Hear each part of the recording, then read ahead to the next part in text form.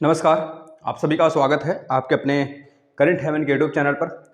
चलिए फटाफट मैं स्टार्ट कर लेता हूं आप सभी के डीएलएड फोर्थ सेमेस्टर के जो जहां तक प्रोसेस में था उसके आगे यानी कि इकाई नंबर 12 और इकाई नंबर 13 और इकाई नंबर 12 का मैं प्रैक्टिस करूंगा और हम लोग प्रैक्टिस करेंगे और 13 और 14 और 15 के बारे में समझेंगे। ठीक है, मैक्सिमम 13, 14, 12 13, 14, 15 के बारे में समझेंगे यह चीज़ें। इसके बाद 3 चैप्टर और रह जाएंगे। जैसे आज एक क्लास, मैक्सिमम 3 क्लास आने वाले हैं मैथ पे। इसके बाद मैं एक बड़ा सा क्लास बनाऊंगा जिसमें कि आपका पवन सीरीज पूरा का पूरा कराने वाला हूँ। इसके बाद ये सेशन समाप्त मैथ का। फिर मैं पूरा का पूरा साइंस करा दूंगा एक वीडियो में। जितना भी आपका पवन सीरीज का है मेरे पास उसका पूरा मैं कंप्लीट साइंस कराऊंगा एक वीडियो में। इसके बाद मैं पूरा प्रयास करूंगा कि आपके पवन सीरीज का ही सामाजिक अध्ययन करा दूं और इंग्लिश भी करा दूं। इस तरह से ये चारों के चारों एक एक दिन में समाप्त हो जाएंगे। बिल्कुल टेंशन नहीं लेने की आवश्यकता है। तो आप सभी लोग चलिए स्टार्ट कर लेते हैं।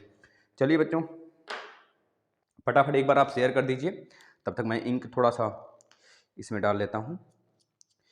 देखिए, टेंशन नहीं लेना है। टेंशन इस बात का लेना है कि जो बच्चे नहीं पढ़ रहे हैं उनका क्या होगा, क्योंकि अब थोड़ी सी ना उन पे प्रेशर आएगी। क्योंकि पता है ना आपको कि आगे भर्तियां आने वाली हैं और 2023 के एंड से पहले पहले आपको भर्ती देखने को मिल जाएगी, निश्चित मिलेगा। बस आप सभी इसको क्लियर करने के बाद तुरंत सीटेट यूपी टेट पे लगना है। वैसे लगे रहिए, थोड़ा बहुत क्या मैक्सिमम उस पर अपना फोर्स दीजिए और जो क्लासेस आ रहे हैं उसको कंटिन्यूसली देखते रहिए। बस कंटिन्यूटी बहुत ज़रूरी है किसी भी चीज़ को करने के लिए, लाइफ में बहुत ज़रूरी है। अगर आप 2 घंटे ही प्रोग्राम बना रहे हैं पढ़ने का तो 2 घंटे ही पढ़िए, ठीक है ना। चलिए हम लोग आ जाते हैं। पहले क्वेश्चन नंबर 12 को पूरा हैंडल करते हैं। जितने क्वेश्चन हैं फटाफट करेंगे। मैक्सिमम जिस टाइप्स के प्रश्न आते हैं मैं आपको वह सारी चीज़ें बताता हुआ चलूँगा। जितने मैं बोर्ड पे क्वेश्चन छाप रहा हूँ बहुत अच्छे से जो बच्चे कर रहे होंगे, इस बोर्ड से एक भी प्रश्न बाहर नहीं आने वाला है। और प्रीवियस ईयर पेपर का भी मैंने इंतजाम आपका पूरा का पूरा कंप्लीट करा दिया हूँ, उसको आप देख सकते हैं प्लेलिस्ट में। बाकी 7 बजे क्लास आता है, 7 बजे सुबह, उसको लीजिए। और सीडीपी का एक क्लास आता है, बहुत नॉर्मल सा, जो आपके सिद्धांत है वहाँ से एक प्रश्न आपको हर पेपर में देखने को मिलेंगे। तो मैं उसको शुरू किया हूँ, छोटे छोटे टॉपिक्स, बहुत छोटे छोटे मैं टॉपिक बना रहा हूँ 10-10 मिनट का। उसको ले लीजिए, डेली लीजिए, उतने से आपका नुकसान नहीं हो जाने वाला। 10 मिनट अगर हमें दे देंगे तो प्लीज़ रिक्वेस्ट है, लीजिए। उसे एक बार 2 बार देखिए, उसके बाद देखिए अगर आपको लगा अच्छा तो अपने भाई बहन जितना भी टैग करना है, जिसको भी टैग करना है टैग करिए हर जगह। पहला क्वेश्चन, एक बेलन की ऊंचाई 14 सेंटीमीटर है। सब कुछ मैंने कल बेसिक बात किया था। एक बेलन की ऊंचाई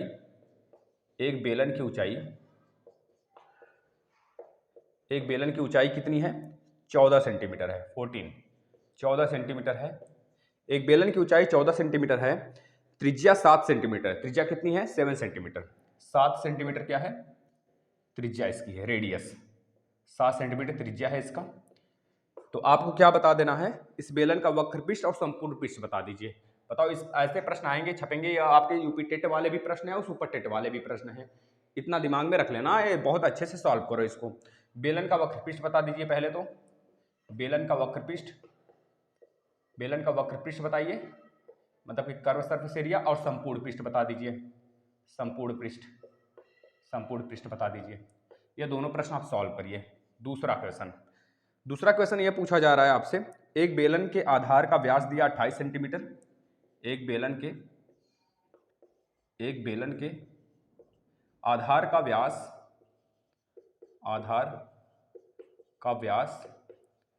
डायमीटर, यानी आधार का व्यास 28 सेंटीमीटर है, 28 सेंटीमीटर, और ऊंचाई 18 सेंटीमीटर दिया है।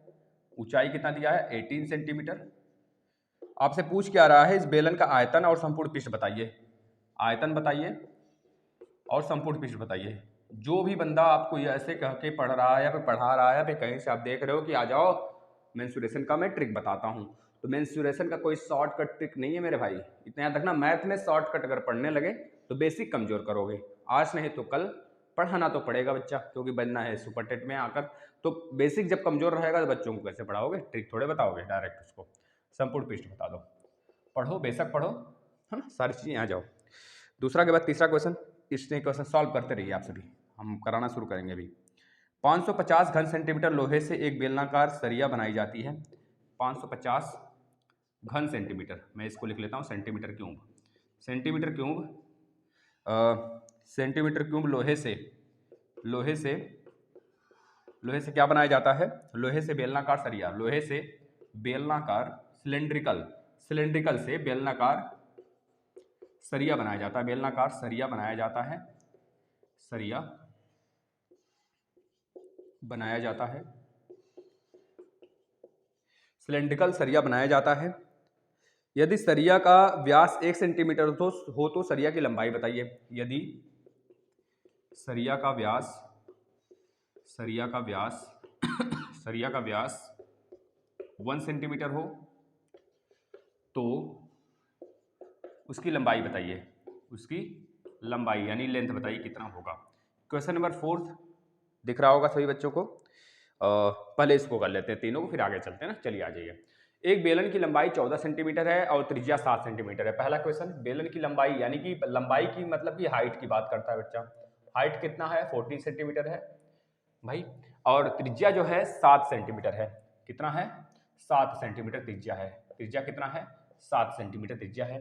ठीक है, 7 सेंटीमीटर त्रिज्या है। बेलन का वक्र पृष्ठ और संपूर्ण पृष्ठ बताइए। हमने बताया था कर्व पृष्ठ सरफेस एरिया, कर्व पृष्ठ और संपूर्ण पृष्ठ यानी कि कर्व पृष्ठ क्षेत्रफल यानी कि CS से कर्व पृष्ठ एरिया, कर्व क्या बोलते हैं उसको, कर्व सरफेस एरिया और टोटल सरफेस एरिया, दो चीज बताया था। कर्व सरफेस एरिया यानी वक्र पृष्ठ की बात करता है। वक्र पृष्ठ का मतलब हो गया उस पूरे का सर्कल नुमा यानी कि 2πRh। इसकी वैल्यू निकाल दीजिए, 2 गुणे 22/7 हो गया पाई की वैल्यू। आर की वैल्यू कितनी है? 7 है यहाँ पर देखो, और एच की वैल्यू कितनी है? 14 दिया हुआ है। काट पीट लीजिए, 14 दूना 28 और 28 दूना 56 और गुणे 11 कर लो। 5 हो गया, 6 5 11 यानी कि 616। कितना आ जाएगा? 616 क्या? Centimetre square. वक्र पृष्ठ का क्षेत्रफल है तो सेंटीमीटर स्क्वायर, सेंटीमीटर में है सारी वैल्यू। दूसरा प्रश्न, संपूर्ण पृष्ठ निकालना है। तो संपूर्ण पृष्ठ देखना, संपूर्ण पृष्ठ उसी क्वेश्चन में दूसरा बोला संपूर्ण पृष्ठ। संपूर्ण पृष्ठ बेलन का क्या होता है? 2πr into R plus H. कहाँ से सब आ रहा है ना, कल पापा मम्मी दादा दादी नाना नानी माँ मामी जितने भी रिलेशन है सब बता दिया था कल, अच्छे से देख लेना भाई। 2πr का मतलब 2 गुणे 22/7। इसी वजह से कहता हूँ एक दिन भी गैप ना करो। R की वैल्यू कितना है? 7 हो गया। R की वैल्यू कितना है? 7 और H की वैल्यू कितना है? 14। रख लो, निकाल दो इसको। 7 और 14 कितना हो गया? पहले 7 से 7 काट लो क्योंकि भाई R की वैल्यू 7 है और इधर नीचे 7 है, पाई की वैल्यू कट गया। और यहाँ से 7 त्रिक 21 हो गया, 21 दूना 42 और 42 दूना कितना होता है? 42 दूना 84 होता है। 84 गुणे 11 करने से अच्छा है इसको लिख लो भाई 8 हो गया इधर, 8 4 12 को 2, 8 4 12 को 2 कह रही है 8 1 8 4 12 को 2, 1 मिनट 4 तो रहेगा ही रहेगा। 8 4 12 को 2 कह रही 1 8 1 9 924 सेंटीमीटर स्क्वायर बेटा, यह हो गया इसका राइट आंसर। दोनों का राइट आंसर मतलब एक ही प्रश्न में 2 क्वेश्चन थे। आ जाते हैं नेक्स्ट पर, छाप लीजिए, स्क्रीनशॉट ले लीजिए, प्रैक्टिस करिए भाई। मैं यही कहूँगा आपका प्रैक्टिस नजायज़ नहीं जाने वाला है क्योंकि आपको यही चीज़ें सुपर टेट के लिए, यूपी टेट के लिए बहुत ज़्यादा लाभप्रद करने वाली मेरे भाई। बहुत बढ़िया से प्रैक्टिस करके आओ, बहुत बढ़िया से प्रैक्टिस करके जाओ, क्वेश्चन 100% सही होने वाले हैं। कहाँ से आएगा? यही सब आएगा बेटा। एक बेलन के आधार का व्यास जो दिया है, नेक्स्ट दूसरा प्रश्न देखना। एक बेलन के आधार का व्यास 28 सेंटीमीटर है। आधार का व्यास बोला है यानी कि डी की वैल्यू 28 है तो आर की वैल्यू कितनी हो जाएगी? इसका आधा 14 हो जाएगा। ऊंचाई दिया है 18 दिया है यानी कि हाइट की वैल्यू 18 दिया है, बस हमें यही तो चाहिए था। अब आयतन और संपूर्ण पृष्ठ बताना है। तो बेलन का आयतन का फॉर्मूला क्या होता है? डायरेक्ट फॉर्मूला रखो, पाई आर स्क्वायर एच होता है। तो रख दो सारा का सारा वैल्यू। पाई की वैल्यू 22/7, आर की वैल्यू कितना है? 14 है तो 14 गुणे 14 दो बार कर लीजिए, 14 गुणे 14 दो बार हो गया। और अगला क्या बोला? एच, एच की वैल्यू कितनी? 18 है, 18 है तो 18 लिख लीजिए। काटिए भाई, 7 एकम 7 दूना 14, गुणा कर लीजिए। 14 दूना 28, गुणा तो बहुत भयंकर रूप में होगा, चलो कर लेते हैं, कोई दिक्कत नहीं है। 2 दूना 4, थोड़ा सा यहाँ से निकालो, यहाँ से 11 इसको अलग कर लो, गुणे 2 यहाँ निकाल के इसको 2 2 दूनी 4, 4 चौके 16 को 6 में 1 और 4 एकम 4 1 5। भाई जिसको गुणा करने में दिक्कत होगा वो अपने से करेगा, ठीक है, बस गुणा ही तो करना है। इसको गुणा करके आंसर बता देना, नहीं तो गुणा कर लो, नहीं तो कहोगे बहुत ज़्यादा आलस है।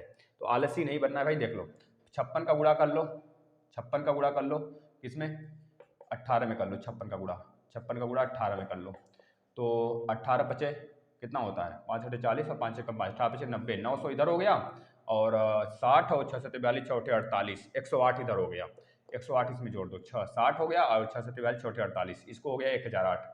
यहाँ पर 1008 का गुणा कर लो 11 से, भाई 1008 का गुणा कर लो 11 से, तो हमको तो ट्रिक पता है भाई, आप लोग करो 0 और 8 और 0 कितना होगा 0 और 0 0 0 और 1 कितना करोगे तो 1 होगा और 0 0 0 होगा, 0 और 8 8 हो जाएगा, यानी कि 11,088 ये आपका राइट आंसर आएगा।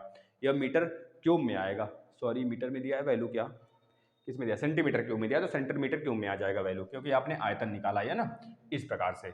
इसके बाद आयतन के बाद क्या पूछा, संपूर्ण पृष्ठ बता दो, इसको आप सभी लोग निकालोगे। संपूर्ण पृष्ठ, संपूर्ण पृष्ठ क्या हो जाएगा, आपको पता है फार्मूला क्या होता है, 2πr into are plus H होता है। तो 2πr मतलब 2 पाई की वैल्यू कितना 22/7, आर की वैल्यू कितना है, आर की वैल्यू 14 है और यहाँ पर 14 प्लस 18, 14 प्लस 18, इसको सॉल्व करना, आंसर बताना जरा। 7 एकम 7 दूना 14, 2 दूना 4, 4 दूनी 8, 4 दूनी 8 88, यहाँ से मिल गया और गुणे कर लीजिए 14, यानी कि 10 10 20, 20 10 30, 30 2 32 हो गया। 32 का मतलब कितना होता है 30 और प्लस 2, 30 प्लस 2 के मतलब 8 तक 24 को 4, 8 तक 24 को 4 कह रही तो 8 तक 24 2 26, जीरो चिपका दो, 2 से फिर से गुणा कर लो, 2 8 16 को 6, 2 8 16 को 6 हाथ में 1, 2 8 16 1 17, इसको जोड़ लो इसमें, भाई वैसे ही कर लो कोई दिक्कत नहीं, जैसे भी कर सकते हो करो आप। कितना हो गया 6, यानी कि 6 यहाँ पर आ गया बेटा, और 7 3 10 1 11 को 1 कैरी 1 आ गया और 6 1 7 1 8 हो गया और 2 हो गया, फिर से एक बार कर लेना क्रॉस, 6 हो गया, 7 3 10 1 11 को 1 कैरी 1 आ गया, 6 1 7 1 8 आ गया, 2 हो गया, यानी कि सही है बेटा। इसको सेंटीमीटर स्क्वायर है तो सेंटीमीटर स्क्वायर लिखना ना भूलना, मीटर स्क्वायर लिखना ना भूलना, स्क्वायर क्योंकि एरिया निकाल रहे हो। थोड़ा सा देखूँ कट पिट तो नहीं रहा है कहीं से भाई, चलिए बिल्कुल परफेक्ट है। थोड़ा सा राइटिंग मेरा बहुत ख़राब है भाई, थोड़ा सा बताओ कैसे, कुछ हिंट वगैरह करो कि सुधर जाए। आज तक राइटिंग मेरा ख़राब, अभी तक मैं बीएड किया और राइटिंग बहुत ख़राब, पता है कि नहीं, उसमें बीएड में थोड़ा अच्छा लिखना होता है, अच्छा डीएलएड में खुद ही आप लोग भोग रहे होगे, पता चल रहा होगा कि कैसे लिखना पड़ता है ना। थोड़ी सी राइटिंग ख़राब है तो काट देता है, लेकिन बड़ा बड़ा लिखोगे, दूर दूर लिखोगे, थोड़ी सी स्टाइल में लिखा, वो चीज़ें मुझे आज पता चल रहा है। 550 सेंटीमीटर क्यूब लोहे से बेलनाकार सरिया बनाया जाता है, यानी कि सेंटीमीटर क्यूब किसका मात्रक है, यानी कि यूनिट है, तो बताओगे वॉल्यूम का, वॉल्यूम का मतलब कि भी 3 यूनिट उसमें है, यानी कि आपका दोगे पाई आर स्क्वायर एच, बेलनाकार है सरिया, तो जाहिर सी बात है बेलन का आयतन, पाई आर स्क्वायर एच की वैल्यू दिया है 550, तो यहाँ से आर की वैल्यू निकाल लीजिए, 22/7 होता है पाई की value, R square into H, H का मान भी दिया होगा कहीं, सॉरी व्यास दिया है, व्यास 1 सेंटीमीटर दिया है, व्यास मतलब कि डी की वैल्यू 1 सेंटीमीटर दिया हुआ है, तो आर की वैल्यू कितना हो जाएगा 0.5 सेंटीमीटर हो जाएगा, या फिर 1/2 सेंटीमीटर कर लीजिए इसे, तो आर की प्लेस पे इसको रख दीजिए, हाइट पूछ रहा है उसकी लंबाई बताओ, लंबाई सरिया का मतलब हाइट बराबर 550 कर लो, 22 से 11 दूनी 22 और 11 पचे 55, 50 हो गया, 2 से काट लिए, 25 बार में गया, 25 का गुणा 7 में करा दो, 25/2 25 रहते 175 हो गया। आर की वैल्यू कितना 1/2 तो 1/4 हो जाएगा, यहाँ पर आर का स्क्वायर 1/4 गुणे एच और 25 सत्ते 175 बेटा 175। प्लीज़ आपसे रिक्वेस्ट है वीडियो को शेयर जरूर करेंगे और रिवीजन पे ध्यान देंगे, टाइम तभी बचेगा, थोड़ा सा स्पीड से काम करेंगे, क्योंकि आपको पता है कि एग्जाम में बस 1 घंटे होते हैं और मैक्सिमम बच्चों का मैथ कमज़ोर होता है, मैं नहीं कहूँगा कि सारे बच्चों का, लेकिन मैक्सिमम बच्चों का कमज़ोर होता है मैथ, तो थोड़ा सा स्पीड में मैं इस वजह से पढ़ाता हूँ कि आपकी थोड़ी सी लय बन जाए बेटा। अभी मैं कराऊंगा जब पूरा का पूरा मैराथन निकलाऊंगा मैथ 4th सेमेस्टर पर, तो आप देखना उसमें कि मैं कितने स्पीड से, मतलब आप खुद देखोगे जो आपके पेपर हैं, मैंने सॉल्व कराए हैं पेपर, जो आप 1-1 घंटे में करते हो तो आके कहते हो कि सर पेपर छूट गया, आपको यहाँ तक कि क्वेश्चन भी नहीं लिखने होते हैं, सिर्फ आप आंसर लिखते हो मैं उसका क्वेश्चन भी लिखता हूँ यहाँ पर आपके लिए, फिर उसके बाद क्योंकि भाई डिजिटल बोर्ड तो है नहीं और अभी इतने प्रोग्रेस नहीं हुए हैं प्लेटफॉर्म की आपके लिए डिजिटल बोर्ड ले लूँ, लाखों में मिलते हैं भाई 8-10 लाख रुपए के, तो उतने कलेक्ट कर पाना थोड़े से आपके लिए, मतलब कि होते 2-3 लाख सब्सक्राइबर तो मैं खुद कलेक्ट कर लेता, आज भी चाहूँ तो लग जाए, लेकिन अपने पैसे से लगे तब थोड़ा सा अच्छा लगता है ना अपने आप को। तो ये चीज़ें तो आप लोग इतना शेयर करो, कम से कम सारी चीज़ें आपको यहाँ पर देखो सुपर टिट के भी क्लास चला दिए गए हैं, तो प्लीज़ है ना समझने का प्रयास करो मेरे भाई, बस मैं ये कहता हूँ। आप अगर समझने लगोगे ना तो दूसरों को भी समझाओगे, हाँ सर बहुत मेहनत करते हैं, कम से कम इनके पास जुड़ो, उस चीज़ को देखो, कंटेंट को देखो आप सभी बस। तो एच की वैल्यू यहाँ से निकालना है तो 175 का गुणा करा लो, 175 गुणे 4 कर लो, 475 का गुणा करो, 4 पचे 20 को 0 कैरी 2 हो गया, और 4 सत्ते 28 2 30 को 0 कैरी 3 हो गया, 4 एकम 4 3 7, यह 700 आ गया। फिर से क्रॉस कर लेते हैं, 400 और 75 300, 700 हो गया। ये एच की वैल्यू कितने में आ जाएगा, सेंटीमीटर में आ जाएगा। बस यही हमसे पूछा था भाई। चलो अब नेक्स्ट प्रश्न पे आ जाते हैं। आप सभी को अगर लगता है कि मैं तुरंत इरेज कर देता हूं, बहुत सारे बच्चों को लग भी रहा होगा, मुझे पता है, तो आप सभी क्या किया करिए, स्क्रीन शॉट लिया करिए थोड़ा सा, है ना, थोड़े से तबीयत मेरे वीक है है ना। तो बस चलिए, कुछ नहीं, चल रहा है सब कुछ। अगले प्रश्न पे चलते हैं।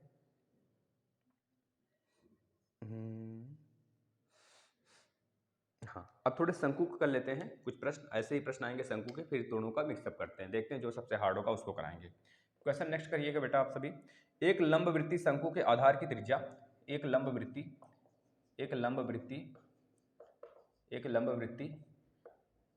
शंकु शंकु के आधार त्रिज्या, एक लंबवृत्तीय शंकु की आधार त्रिज्या 3.5 सेंटीमीटर है, 3.5 सेंटीमीटर है, 3.5 सेंटीमीटर है, तथा ऊंचाई 12 सेंटीमीटर है, तथा ऊंचाई 12 सेंटीमीटर है, 12 सेंटीमीटर है। शंकु का आयतन ज्ञात करिए। आयतन बताना है आपको, आयतन का फार्मूला हमने बताया था आपको। और एक चीज़ और याद रखेंगे, जो थोड़े से टफ लेवल का प्रश्न अगर आ भी जाता है एक हिस्से जो आप नहीं लगा पाओगे, तो मैं पहले से बता देता हूँ, तो आप वहाँ पे देख सकते हो। शंकु के आयतन और बेलन के आयतन में रिलेशन पूछ लेगा आपको, तो मैंने बताया था 3/1। हमेशा कहोगे कि जो शंकु का आयतन होता है ना, वह 3 भाग कम होता है, मतलब 1/3वां भाग होता है किसका, बेलन के आयतन का। समझ चुके होंगे इस बात को मेरे, जो मैंने समझाना चाहा।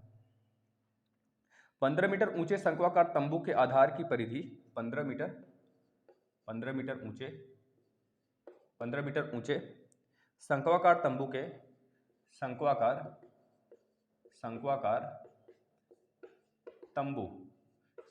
तंबू के तंबू की एक मिनट यार, तंबू के आधार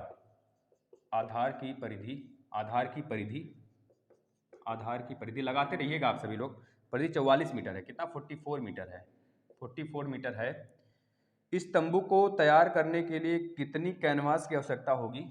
इस तंबू को, मतलब कपड़ा, कैनवास मतलब एक कपड़ा, इस तंबू को तैयार करने के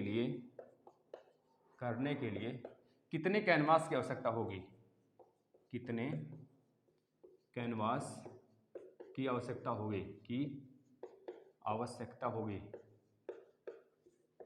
बस शिद्दत से मेहनत करते रहना मेरे लाल, सफलता निश्चित आएगी। और कदम चूमेगी, कहेगी चल कहाँ था तू, मेहनत भी कर रहा है, मुझे पता भी नहीं चला, चल तेरा नंबर आ गया, चल ले ले जॉब, इस तरह से बेटा। लेकिन मेहनत नहीं करोगे तो वो क्या, घर के जो दरवाजे पे आते रहते हैं ना, वो भी नहीं पूछेंगे बेटा। अब मैं क्या नाम लूँ यहाँ पे। तंबू में आबद्ध आयु का आयतन ज्ञात करिए, मतलब कि पूरा का पूरा बोल रहा है, तंबू में जितने वायु हैं उसका आयतन ज्ञात करो। तंबू में आबद्ध मतलब बधा हुआ, रिस्ट्रिक्ट जो वहां पे है उसकी। तंबू में आबद्ध वायु की आयतन ज्ञात करिए, आयतन ज्ञात करें। चलिए बताइएगा भाई, दोनों प्रश्न, एक प्रश्न और लिख दें, सॉल्व करते रहिए आप सभी अगर कर सके तो, नहीं तो फिर मैं कराऊंगा ही सबका हल। चलिए पहले मैं इन दोनों को ही सॉल्व करा लेता हूँ बेटा ना। एक लंबवृत्तीय शंकु के आधार त्रिज्या दिया है, एक शंकु मैं बना लूँ, नहीं तो चलो कल तो देखे ही थे, बना भी लेता हूँ भाई। यह शंकु है बेटा, ठीक है ना, जो होली वाला टोपी है, ऐसा टोपी लगाकर होली खेलते थे, पिचकारी से याद आया कि नहीं कुछ, हम तो बहुत खेले भाई, बहुत मार खाए हुए हैं। एक लंबवृत्तीय शंकु के आधार त्रिज्या 3.5 सेंटीमीटर है, जो आधार की त्रिज्या है ना, यह 3.5 सेंटीमीटर है, कितना भाई, 3.5 सेंटीमीटर है, 3.5 सेंटीमीटर, तथा ऊंचाई कितना है, 12 सेंटीमीटर है। जो इसकी ऊंचाई है ना, यह वाला ऊंचाई, सैलेंट हाइट नहीं दिया है, इसका सैलेंट हाइट नहीं दिया बेटा, यार तिर्यक ऊंचाई नहीं दिया हुआ है, ये इसका यह वाला हाइट दिया हुआ है, जो जनरल हाइट होता है बेसिकली, तो यह 12 सेंटीमीटर है।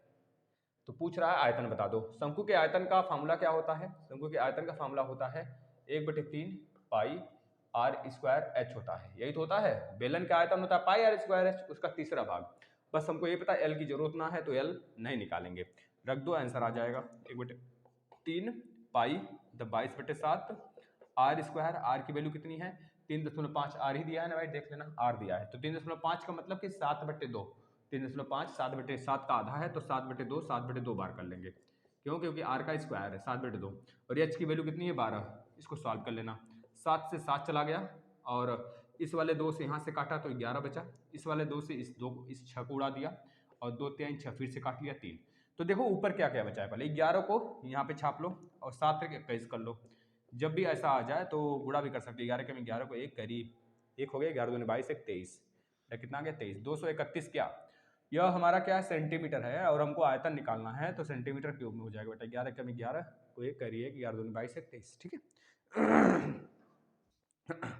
चलिए ये चीजें आपके सामने हैं। नेक्स्ट प्रश्न पे चलते हैं। अगला प्रश्न क्या बोल रहा है देखिएगा जरा।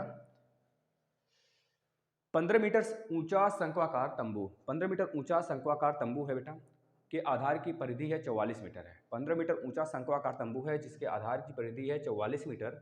आधार की परिधि 44 मीटर है, यानी कि डी की वैल्यू कितनी? 1 मिनट बेटा। परिधि पूछा है ना, परिधि का मतलब कि यह वाला पूरा का पूरा सर्कल, किसी भी सर्कल का परिधि जो होता है बेटा 2 पाई आर होता है, 2 पाई आर, और उसी की वैल्यू दिया है 44 मीटर, परिधि 44 बोल रहा है। तो यहाँ से आर की वैल्यू पहले आप निकाल लेंगे। आर की वैल्यू क्या हो जाएगा? 44/2 पाई, अभी इतना लिखे रहिए पहले। और ऊंचाई दिया है शंक्वाकार, मतलब इस शंकु का ऊंचाई दिया है, कितना दिया है? ऊंचाई दिया है हमको 15 मीटर दिया हुआ है, 15 मीटर दिया हुआ है।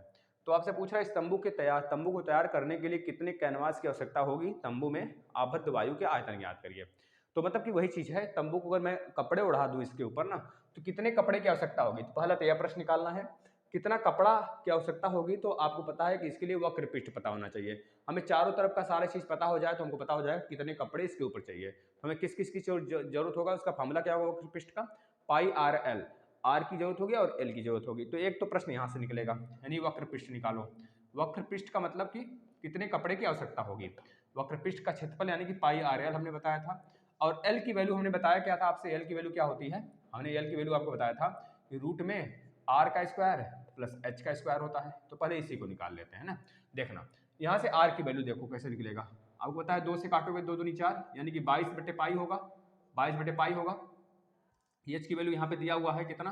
एच की वैल्यू कितना दिया है भाई? 15 मीटर, 15 मीटर दिया है, 15 मीटर दिया है भाई, ठीक है ना।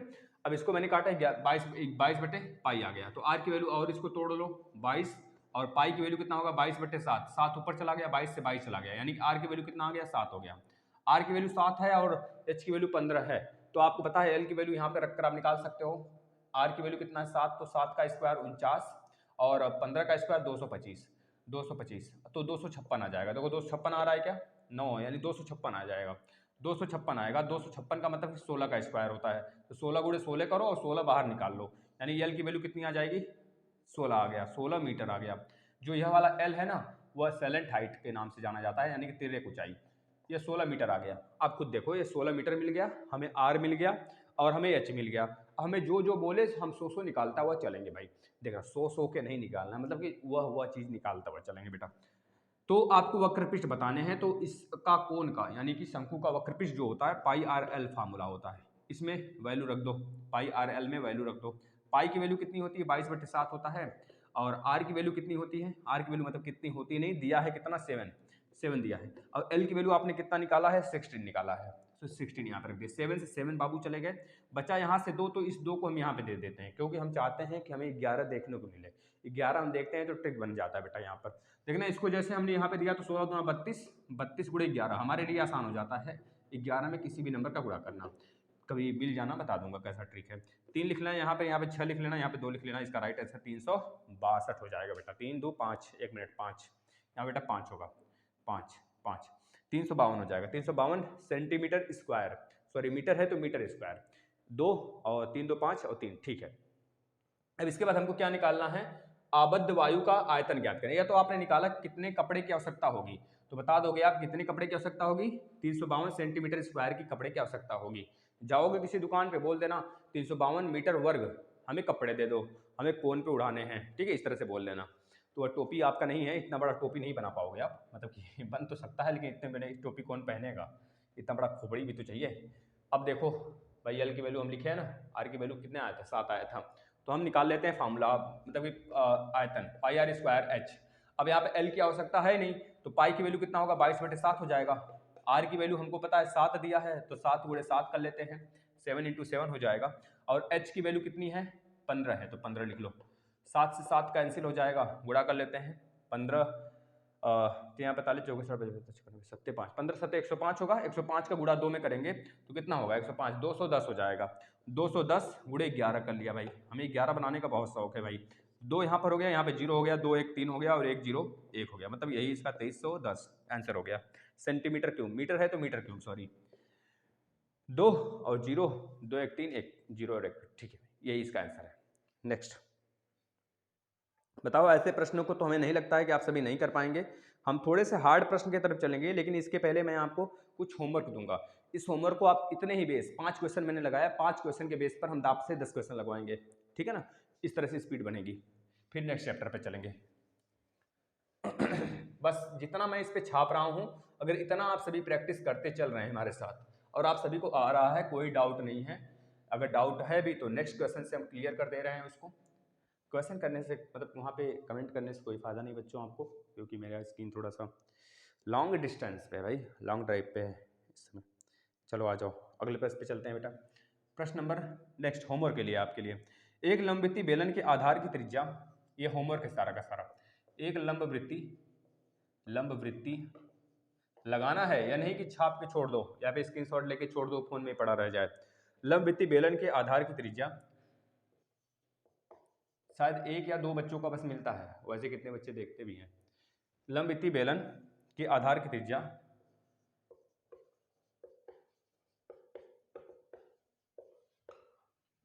लंबवृत्तीय बेलन के आधार की त्रिज्या कितनी है, लंबवृत्तीय बेलन के आधार की त्रिज्या 3 सेंटीमीटर तथा ऊंचाई 5 सेंटीमीटर है। त्रिज्या 3 सेंटीमीटर तथा ऊंचाई कितना होगा, 5 सेंटीमीटर, 5 सेंटीमीटर है। बेलन का आयतन क्या होगा, बेलन का आयतन बता देना, ये आपके लिए होमवर्क का प्रश्न है। बेलन का आयतन नॉर्मल सा प्रश्न है, आराम से इसको सॉल्व कर सकते हैं आप। दूसरा नंबर का प्रश्न देखना, यदि एक लंबवृत्तीय बेलन के आधार की त्रिज्या आधा कर दिया जाए, यदि एक लंबवृत्तीय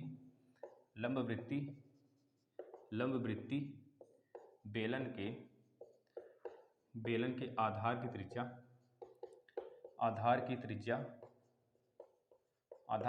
आधा कर दिया जाए, आधा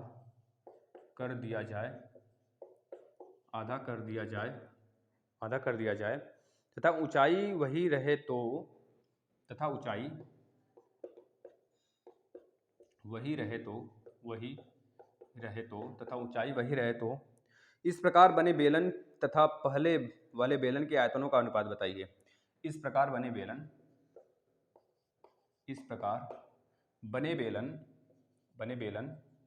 तथा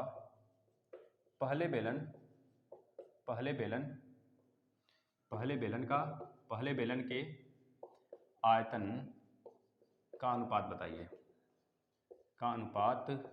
क्या होगा। क्वेश्चन नंबर 3 आपके लिए होमवर्क है, दो समान आधार वाले लंबवृत्तीय बेलन की ऊंचाई, दो समान आधार वाली लंबवृत्तीय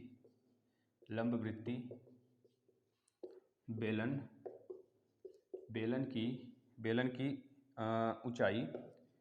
ऊंचाई 2:5 के अनुपात में है, 2:5 के अनुपात में है। इनके वक्र पृष्ठों का अनुपात बताइए, इनके वक्र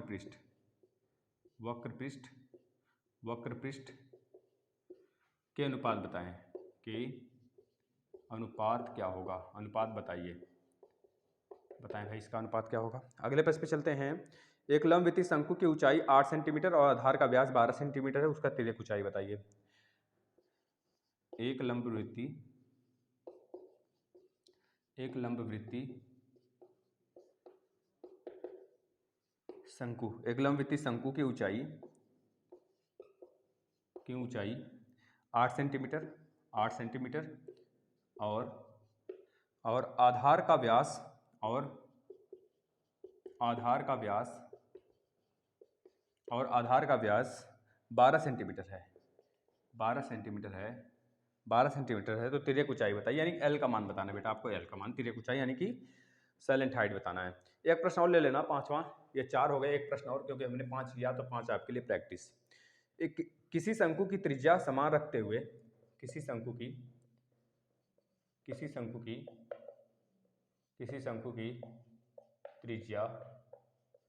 त्रिज्या समान रखते हुए, कि शंकु की त्रिज्या समान रखते हुए उसकी ऊंचाई दोगुनी कर देने पर, उसकी ऊंचाई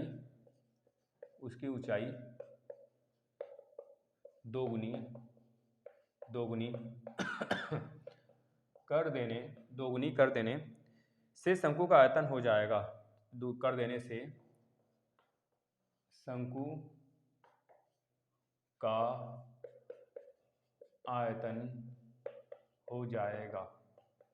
भाई बताना जरा, कि शंकु की त्रिज्या समान रखते हुए उसकी ऊंचाई दोगुनी कर देने से, उसकी ऊंचाई आप दोगुनी कर रहे हो कि शंकु के त्रिज्या समान रखें और ऊंचाई यानी कि पाई आर स्क्वायर एच, जब दोगुनी करेंगे तो उसका आयतन भी दोगुना हो जाएगा। बेटा इस चीज़ को दिमाग में रख लेना, बट डायरेक्ट आप लिख सकते हो दोगुना हो जाएगा, लेकिन अगर निकालना चाहो तो निकाल भी सकते हो।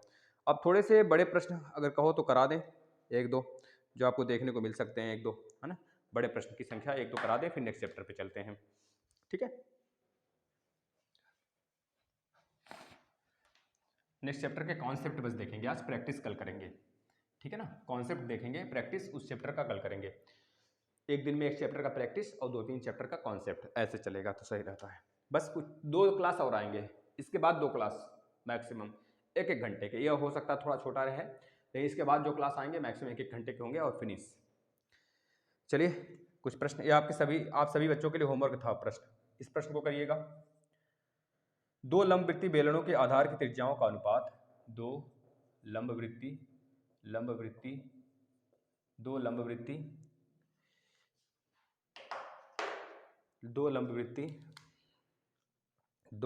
बेलनों के आधार की त्रिज्याओं का अनुपात, बेलनों के आधार के त्रिज्याओं का अनुपात कितना दिया है? 1:2 है, 1:2 है। यदि उनके आयतनों का अनुपात 5/12 हो तो, यदि उनके, यही प्रश्न आया था पिछली बार, यदि उनके हम प्रीवियस ईयर पेपर कराए, देख लेना, हूबहू यही प्रश्न छपा था। यदि उनके आयतनों का अनुपात,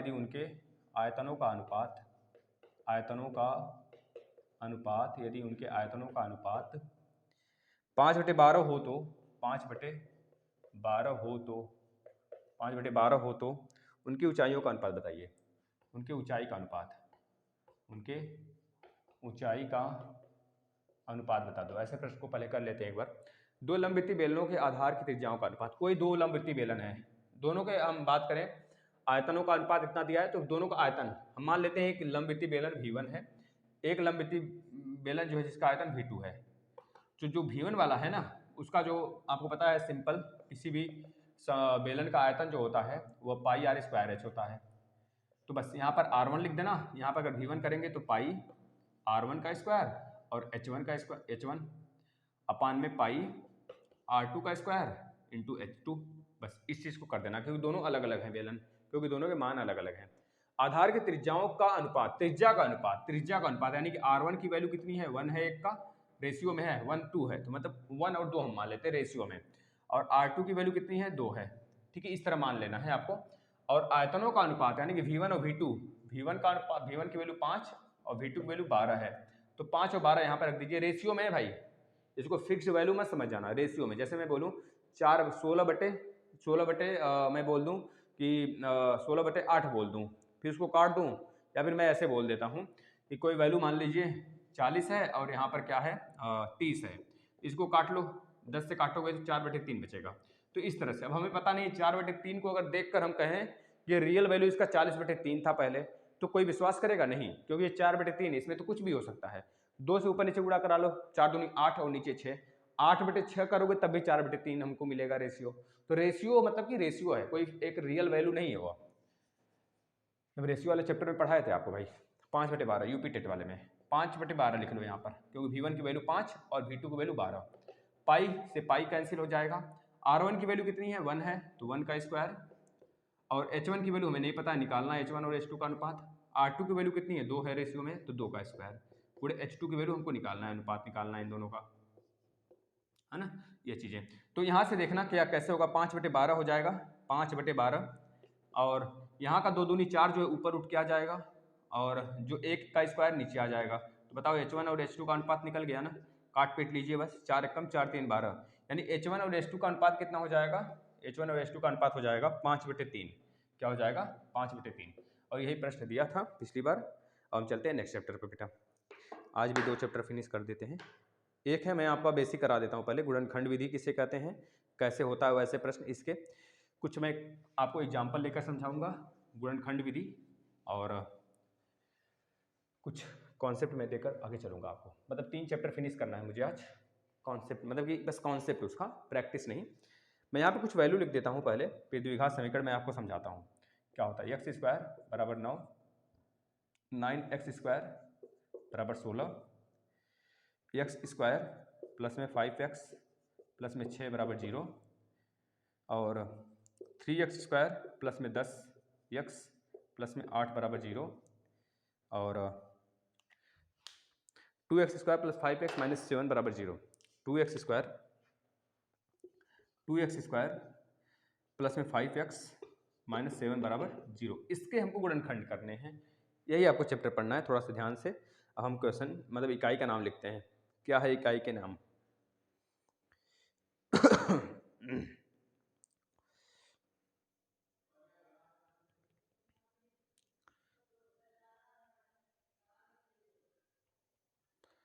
वन सेकेंड,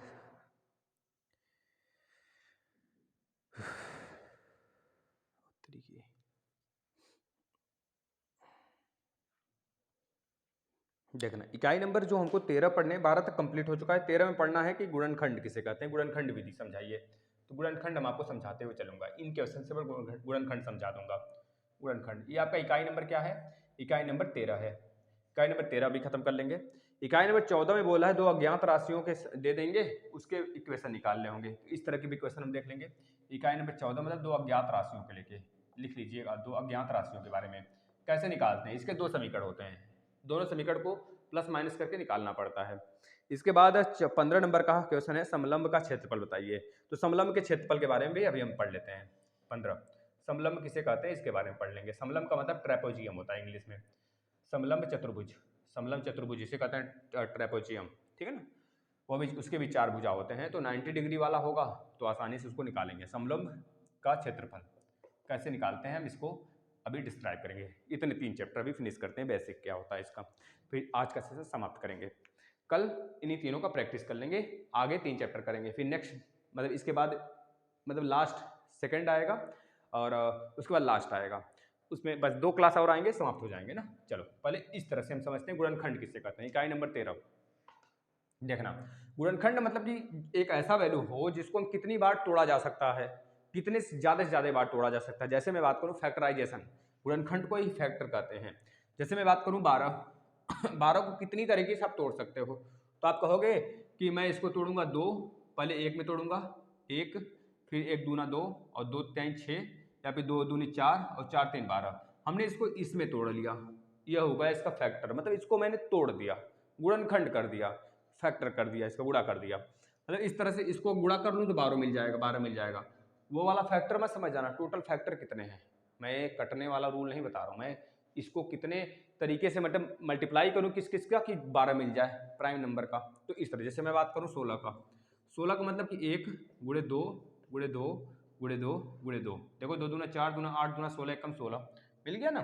जैसे मैं बात करूँ 9 दूना 18 का, तो 18 की बात कर लूँ तो 2, पहले 1 ले लो, 1 इंटू 2 इंटू 3 इंटू 3, 3 3 का 9 दूनी 18, एकम 18 बेटा। इस चीज़ को समझ में आ रहा होगा कुछ चीज़ें।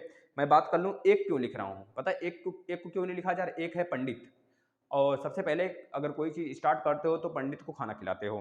तो पंडित को खाना खिलाया क्यों जाता है? क्योंकि भाई हमें शुभ काम मिले। अब आज के पंडित क्या है भाई, समझ रहे हो ना, फिर वह सारी चीज़ें जो मांस होता है वगैरह ये सब चीज़ें खाने लगे हैं।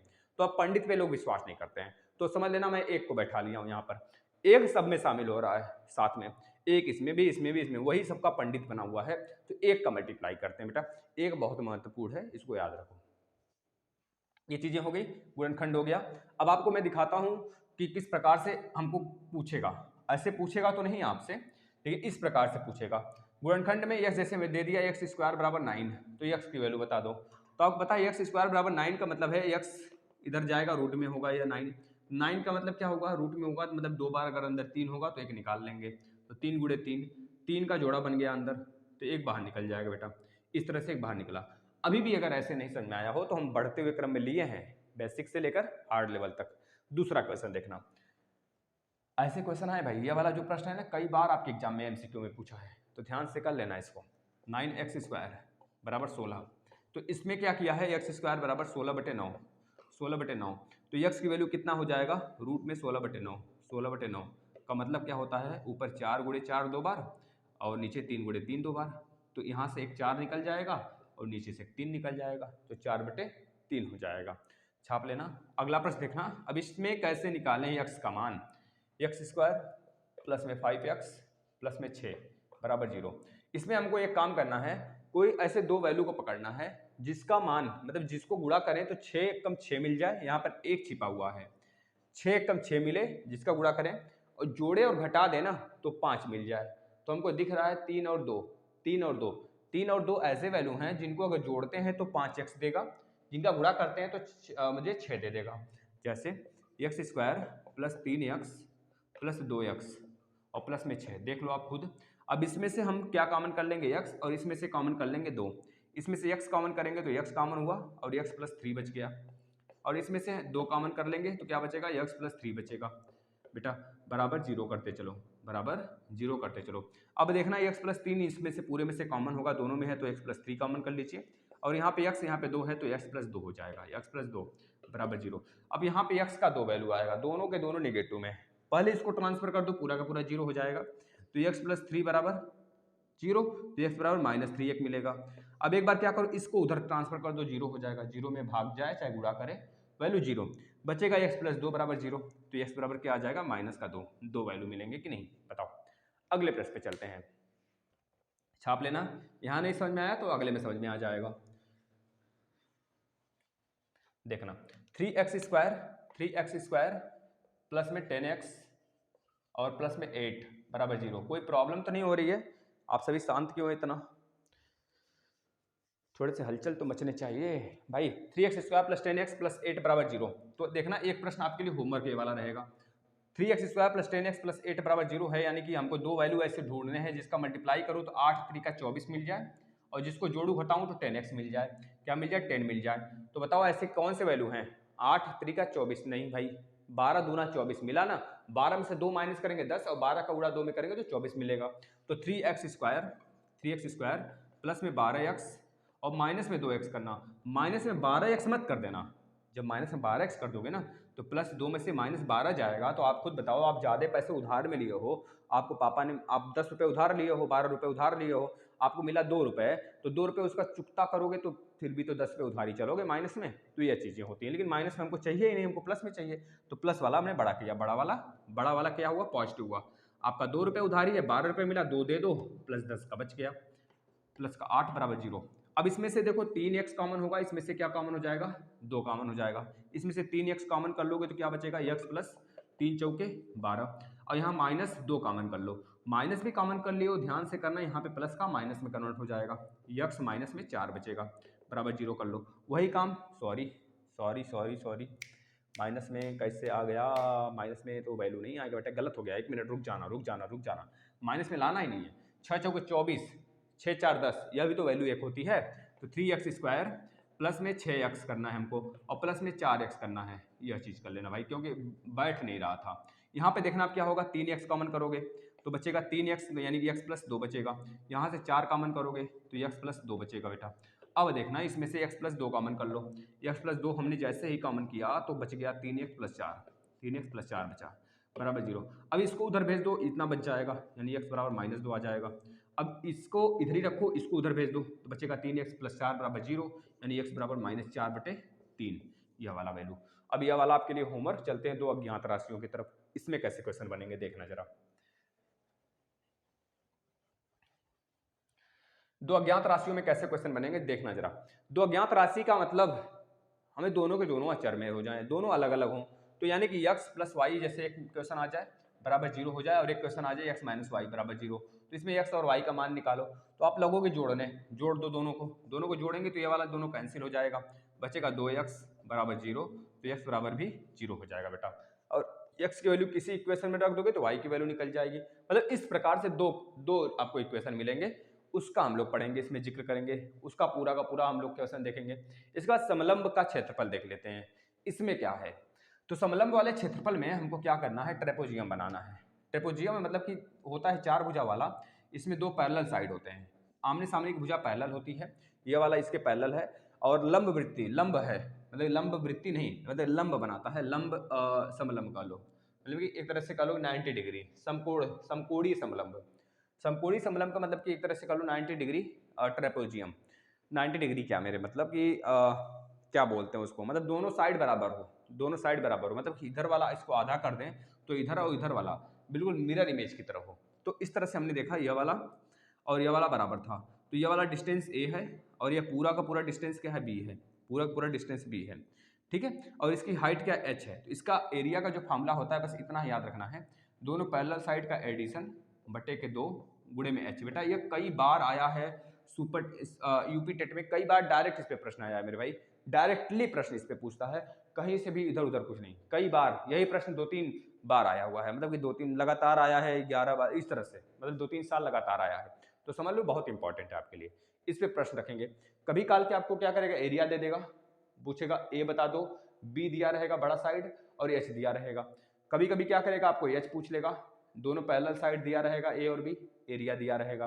कभी कभी एरिया पूछ लेगा, दोनों पैरेलल साइड और हाइट देकर, इस तरह से आपको एक्सचेंज करके पूछता रहेगा। बताना जरा इसमें कुछ ऐसा कुछ है जो आपको नहीं आया, मुझे तो नहीं लगता है ऐसा कुछ आपको इसमें दिखा होगा जो नहीं आया होगा। सारी चीज़ें आपको पढ़ी पढ़ाई हैं, और प्लीज़ बस प्रैक्टिस मांगता है, प्रैक्टिस दे रहे हो तो हर चीज़ आसान बनेगा। धन्यवाद।